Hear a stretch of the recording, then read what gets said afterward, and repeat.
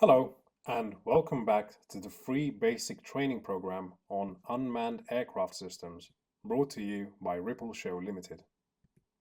This course is only going to cover drone operations within the open category, specifically the A1 and A3 subcategories.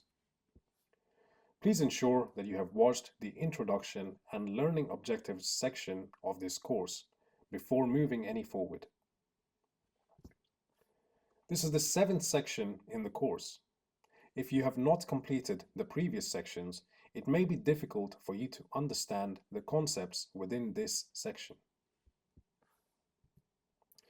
Previously, we considered most safety and privacy considerations that both pilots and operators should take into account when planning or even conducting any operations. But if all else fails, what happens when things go wrong? We sincerely hope that you never have to make use of these precautions that we are going to introduce within this section. However, it is important to understand the basics of unmanned aircraft systems occurrences and reporting procedures. What are occurrences? Occurrences are classified as any safety-related event which endangers or if which left uncorrected could endanger any aircraft, its occupants, or any other persons that may not directly be within its vicinity. An occurrence can occur at any time between when the unmanned aircraft system is ready to move and when the propulsion system is put offline following the end of an operation. There are two main types of occurrences that need to be understood. The first one is classified as an accident. An occurrence is designated as an accident if any of the following events have taken place. If any person has been fatally or seriously injured, if an aircraft has sustained damage or structural failure, if an unmanned aircraft system is missing or is completely inaccessible. The other type of occurrence to familiarize yourself with is known as a serious incident. An occurrence is designated as a serious incident if it involves any circumstances that indicate a high probability of an accident and the event is associated with the operation of the unmanned aircraft. Essentially, an event or action that could have resulted in an accident could be classified as a serious incident. While this may sound to be implicating, it is important to understand the purpose of occurrence reporting. Occurrence reporting systems have not been put in place to find a culprit. They are not designed to deliver a sentence or even establish any liability. Instead, it is important to understand the baseline goal of any occurrence that is reported, which is to be able to learn from previous mistakes and therefore improve overall aviation safety by preventing any future incidents. Every occurrence that is reported helps develop a better and safer future for everyone that is involved in the aviation industry. Since unmanned aviation is a fairly new concept within the civil aviation world, it is very important that operators and pilots provide valuable insight on how to better develop safe practices. What must be reported following an occurrence? Accidents or injuries, which could include loss or damage to persons, property, or aircraft. Any information pertaining to the operation of the unmanned aircraft system itself. This could include unauthorized operations or any operation that is conducted without the required licensing. While an aircraft is in operation, regardless of whether it is an authorized operation or not, if there is a loss of control, or if the aircraft was being operated in an unairworthy condition, it should and needs to be reported. If during operation the unmanned aircraft system developed a malfunction, it would need to be reported. This could include any aspect pertaining to the command and control unit, the batteries, the structure, the electronic displays, navigation functions, or any similar other failures. Additionally, any interactions with other airspace users or the public needs to be reported as an occurrence. This could include inadvertent or unexpected close encounters with other aircraft or uninvolved or even involved persons. Alternatively, any conflict of airspace or infringement by any unmanned aircraft of any flight restricted zones or any other designated restricted areas would need to be reported.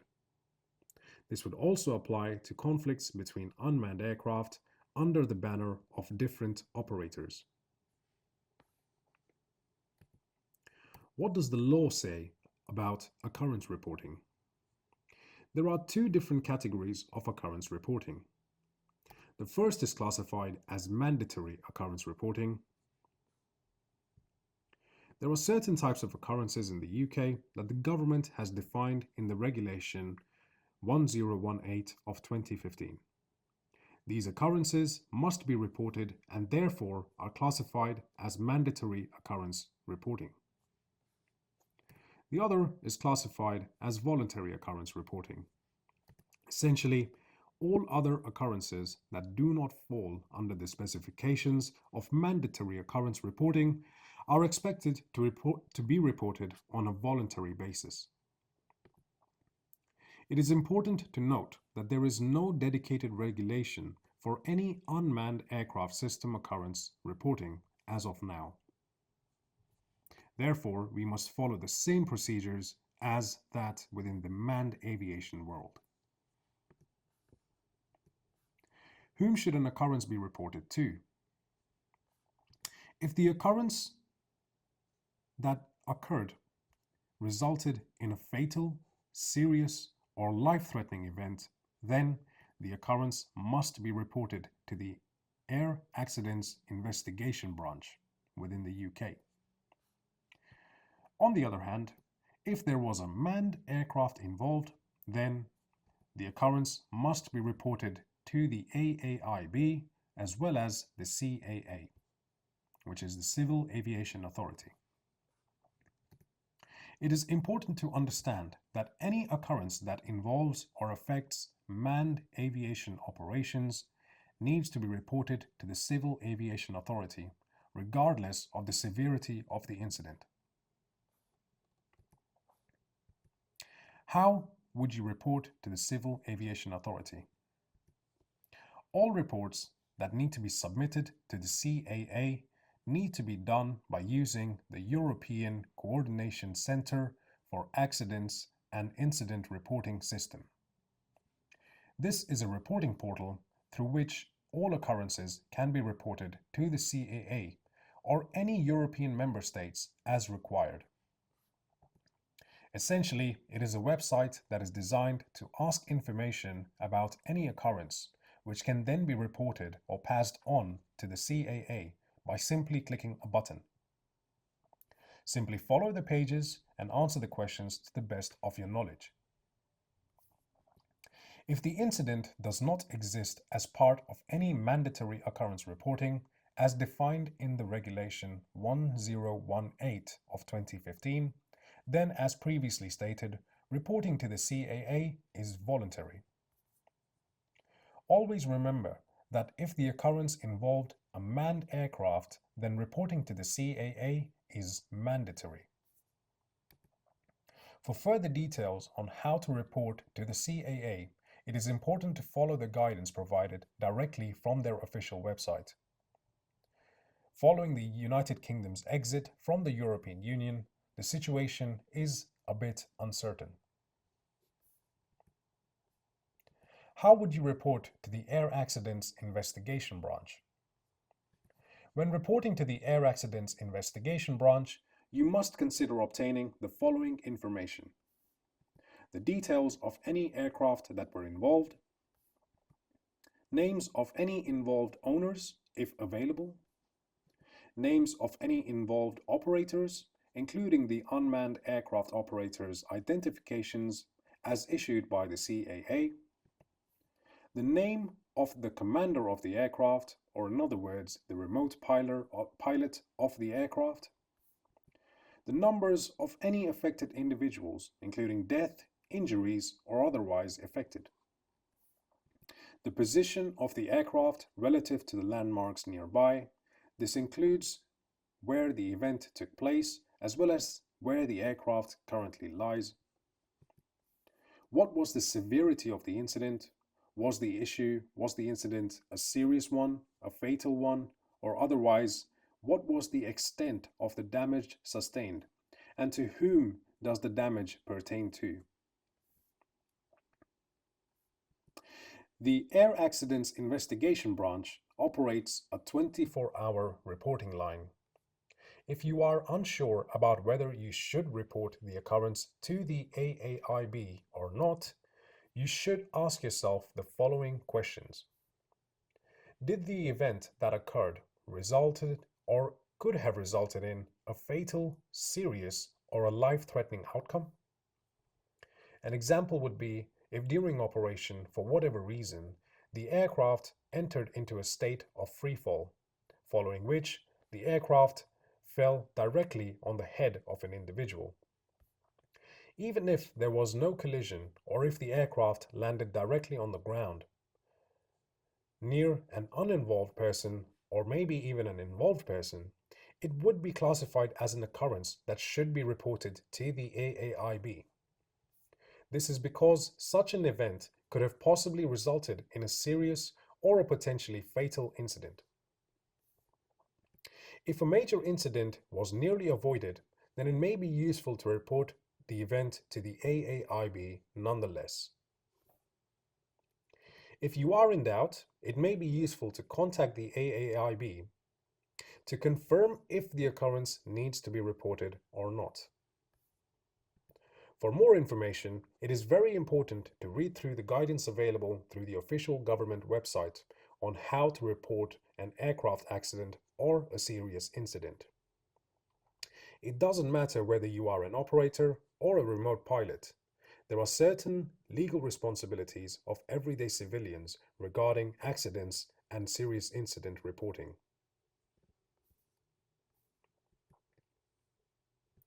When considering unmanned aircraft systems, it is clear to see that the operations are always conducted in the same airspace as traditional manned aircraft.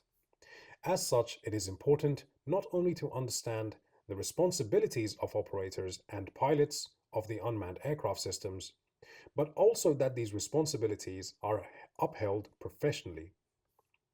Because unmanned aircraft operations in the A1 subcategory take place in close vicinity of uninvolved persons, there is always a slight likelihood of an interception of some sort. As such, it is important for pilots and operators to take into account further safety and privacy considerations. Despite of such precautions, the operators and pilots must always be prepared for the worst. In the world of aviation, the worst is defined as an occurrence.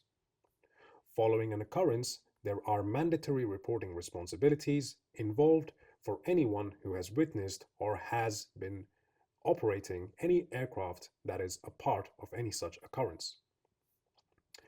If there is an event that leads to any active or potentially fatal, serious, or life-threatening outcome, then this must be reported to the Air Accidents Investigation Branch within the United Kingdom. If the occurrence involves a manned aircraft, regardless of whether or not the occurrence is a serious one, it needs to be reported to the Civil Aviation Authority. The most important thing to keep in mind is to ensure and understand that the purpose of reporting occurrences is never to establish blame. Neither is it supposed to establish liability. We need to learn from everyone's collective experience of previous aviation mishaps.